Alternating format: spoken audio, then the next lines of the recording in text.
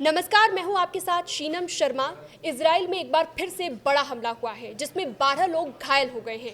पैदल चलते हुए यात्रियों को कार से कुचल दिया जाता है। हमले का तरीका बदल गया है, लेकिन हमले होना बंद नहीं हुए। कहां पर यह हमला हुआ और क्या क्या जानकारियां, क्या क्या डिटेल्स इसे लेकर निकलकर सामने आ रही हैं, इसे जानने के लिए हमारे साथ मयंक मिश्रा मौजूद हैं। मयंक जी, क्या क्या डिटेल्स मिली हैं?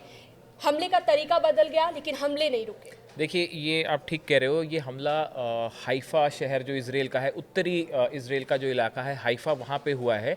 और देखिए, इसमें जिस तरह से ये अटैक हुआ, ये बड़ा यूनिक तरीका है।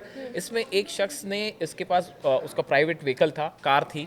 उसने कार को एक बस स्टॉप पे खड़े करीब 10 लोगों के ऊपर चढ़ा दिया और उन्हें वहाँ पे रौंद दिया, कुचल दिया। उसके बाद कार रुकती है, 2 पुलिस वाले उसकी तरफ बढ़ते हैं इजरायली।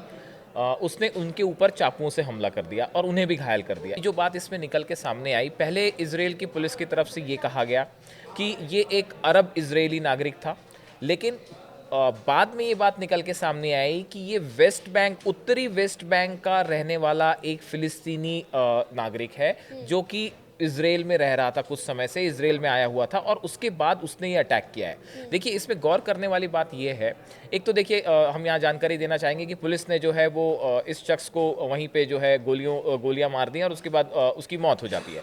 और इस तरह के हमले अब इसराइल में लगातार बढ़ते जा रहे हैं, जो इसराइल के लिए वाकई एक चिंता की बात है। हमने थोड़े समय पहले भी देखा था कि इसराइल में जो है वो 3 बसेस में अचानक बम धमाके होते हैं। कहा गया कि उसमें टाइमर गलत सेट हो गए थे, वरना ये बहुत बड़ा हमला साबित होता।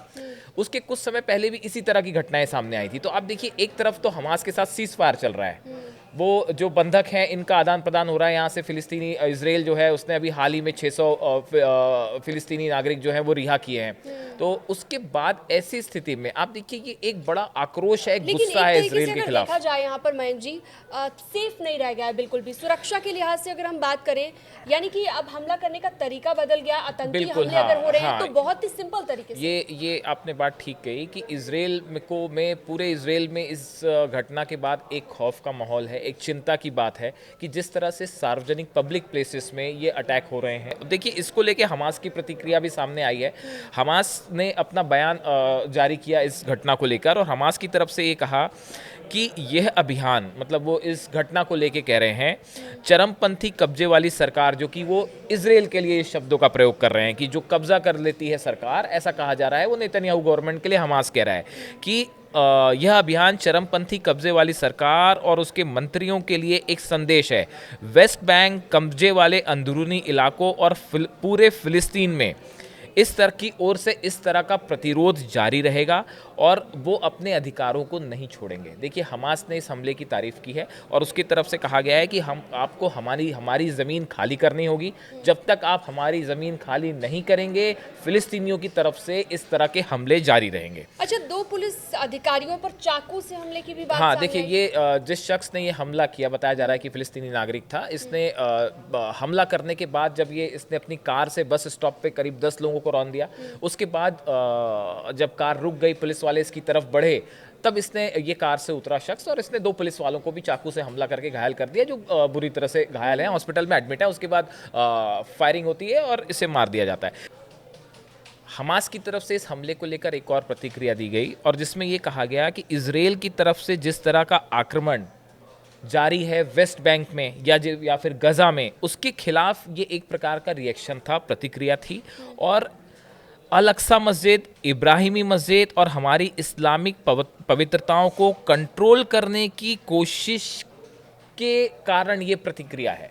मतलब वो, उनका कहना ऐसा है कि इसराइल की तरफ से जो वेस्ट बैंक में एक बफर जोन बनाने की कोशिश हो रही है, वहाँ की ज़मीन हथियाने की कोशिश है, या फिर गजा में इस तरह की चीज़ है, इसके खिलाफ ये प्रतिक्रिया थी। हमास की इस प्रतिक्रिया को किस तरह से देखा जाए, जिस तरह से तारीफ कर रहा है हमास? देखिए, बात ऐसी है कि ये अटैक इस समय हुआ है जब एक सीज फायर चल रहा है, और करीब 3000 फिलिस्तीनी जो हैं वो अब तक छोड़े जा चुके हैं इसराइल की तरफ से। बदले में करीब 33 बंधक जो हैं वो हमास की तरफ से छोड़े जा चुके हैं। ऐसी हालत में देखिए, दोनों पक्षों का एक दूसरे पर बिल्कुल ट्रस्ट नहीं है और एक बड़ा आक्रोश है जो कि फिलिस्तीनी नागरिकों में है। अब वेस्ट बैंक में इसराइल ने फिर से ऑपरेशन शुरू कर दिया है। उसके बाद जो है वो सीरिया में भी हमने देखा, 2 दिन पहले सीरिया में भी इसराइल की सेना ने बड़ा अटैक किया है और अब तो सीरिया की राजधानी दमिश्क में भी इसराइल के खिलाफ बड़ा प्रदर्शन हुआ है।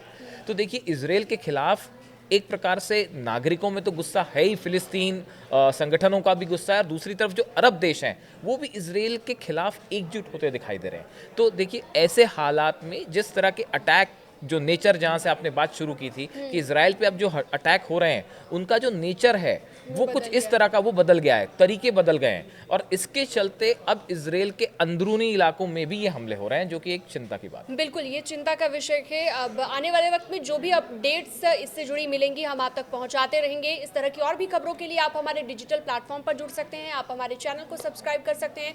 Thank you so much video को अंत तक देखने के लिए।